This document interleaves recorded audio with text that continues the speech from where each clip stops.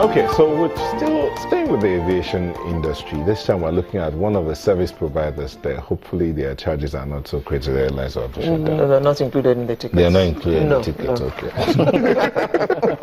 okay. Well, they call themselves WAKANOW, Nigeria's first and online travel company that provides customers with everything they need to research, plan, and purchase a trip locally and globally.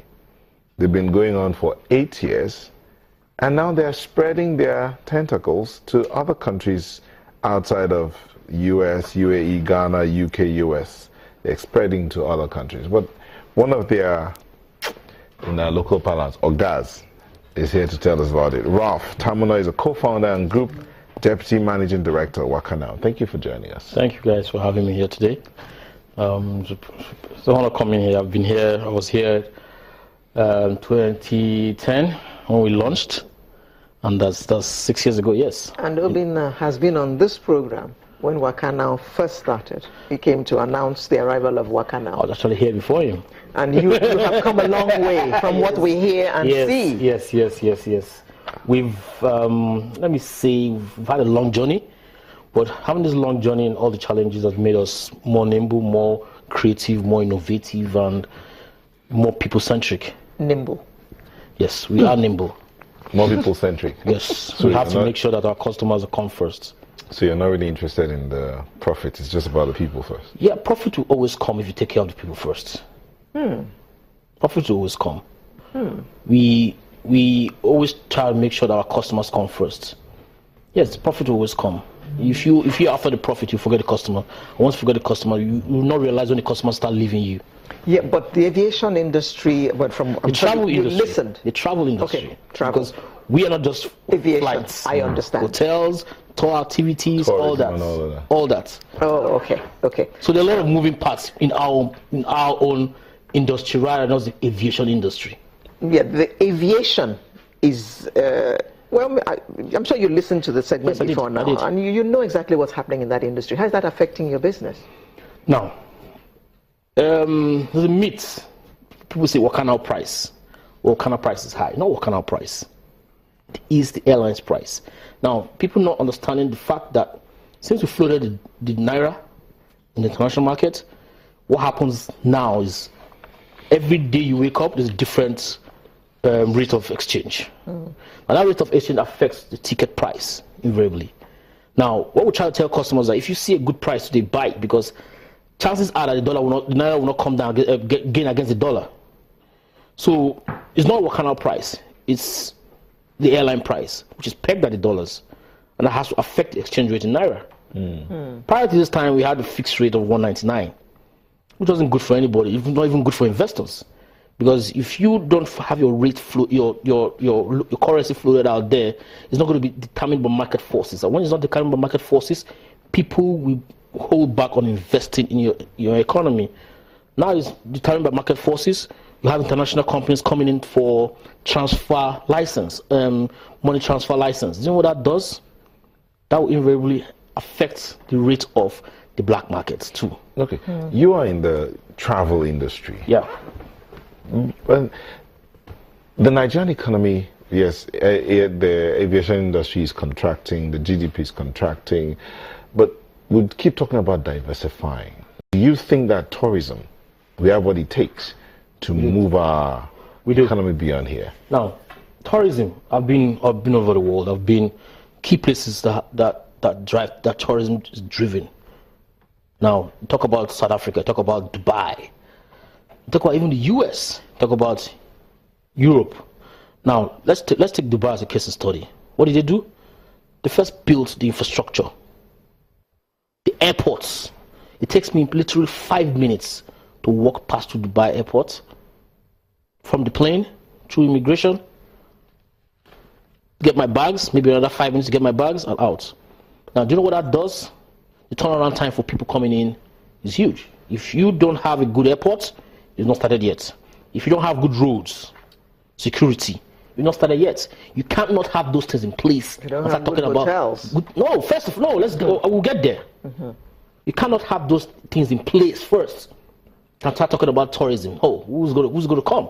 Now remember, those people coming to invest will actually physically come in there first and see those things. So what did Dubai do? And they're going to fly. Yes, exactly. So Dubai did, what did they do? They built all the infrastructure. When they built the infrastructure, people started coming in and started seeing, okay, yes, there's opportunity here.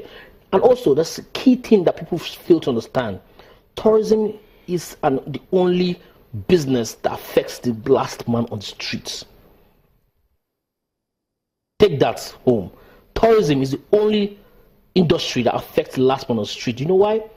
If Nigeria becomes a tourist destination, do you know how many jobs to create? From hotels to restaurants to bars to creative industry to all that. Oil and gas can't give you that. Guys. Oil and gas can't give you that. Oil and gas can only give you oil and gas for the big companies. Yeah. International trade. How does it trickle down to the last man on the street? No, they don't see it.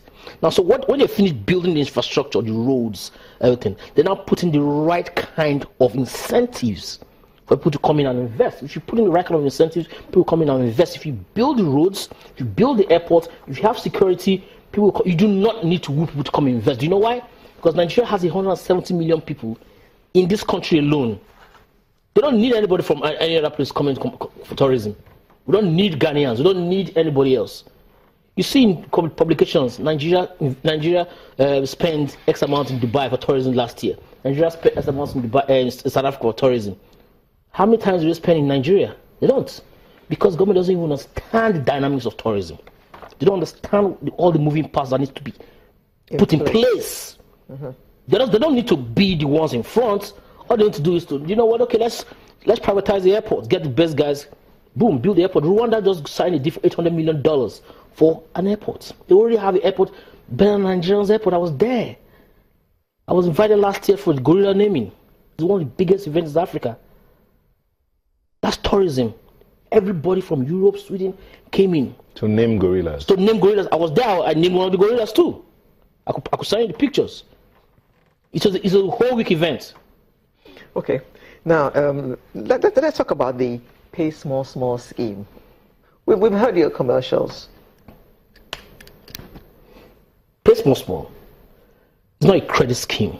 It's a planning scheme to help you mitigate against ticket price raise. Now, what happens in the aviation industry and travel industry is the closer to your travel, the more expensive it becomes. Mm-hmm. If I want to travel to, let's say, London tonight, I'm going to pay an arm and a leg.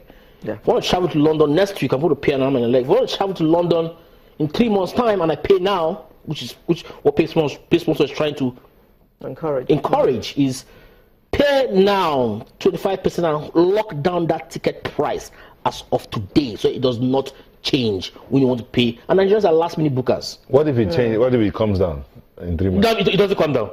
What if it does? What if it comes down? What if the sun sets from where? Not? No, it won't happen. Why would it happen? It can never happen. No, because that's the dynamics of the pricing. You don't really understand that. Let me explain to you. In an economy class ticket to, let's say, to London, you have 6, 7, or 8 classes in that same economic class. Okay. Some people pay 300. Back in the day when Naira was still pegged, some people pay 150, some people pay 300,000. Why? The time of pay. When did they book it? So what happens that the airline releases the cheap ones first? So if you book the cheap ones in 3 months' time, they release that. So as it gets closer, they start closing it up. So it's the whole dynamics. So we've understood the dynamics, and we came up with that product. Okay. Pay small. Pay 25% now. Yes. And lock that price. And start spreading the rest, the other payments before you travel. But you must pay the last. That's why I said installment. Yes, that's why I said it's not when? Before you travel. At least a week or 2 weeks before you travel. A week or 2 before you travel. Not the day before.